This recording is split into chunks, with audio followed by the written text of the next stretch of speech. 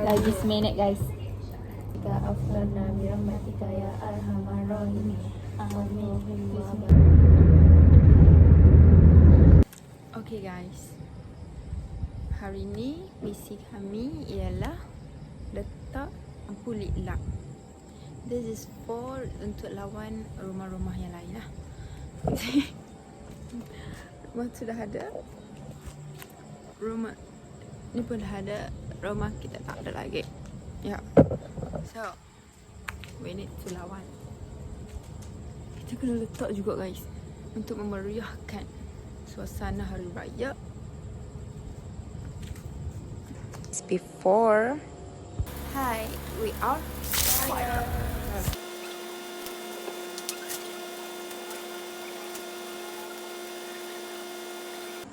This is a final result. Kami malas dah main kat sini sebab tu kami buka pokok, bagi pokok nampak meriah sikit.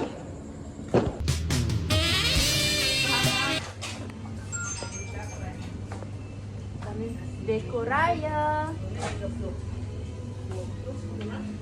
Nanti Nuraita tak ada pun.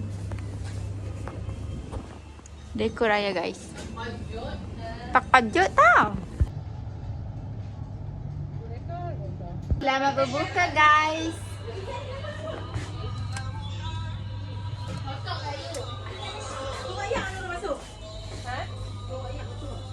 Selamat berbuka. Ini. Takut cicok Nurul. Selamat berbuka.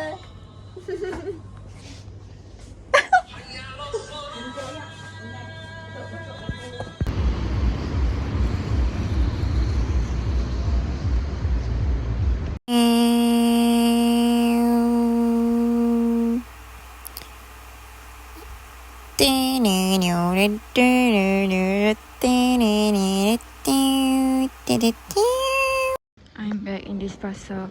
Aku nak naik Bukit Kejayaan ni. What the heck.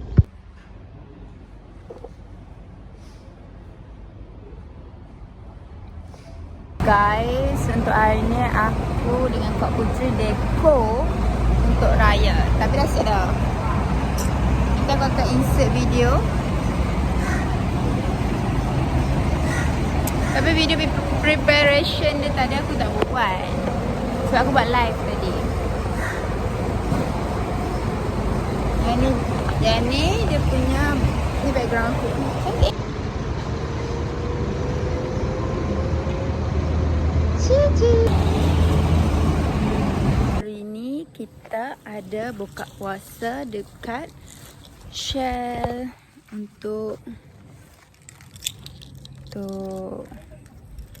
inilah bukber bersama kawan-kawanku di Shell, kakakku di Shell. So what we need to do is aku buat onde-onde je guys.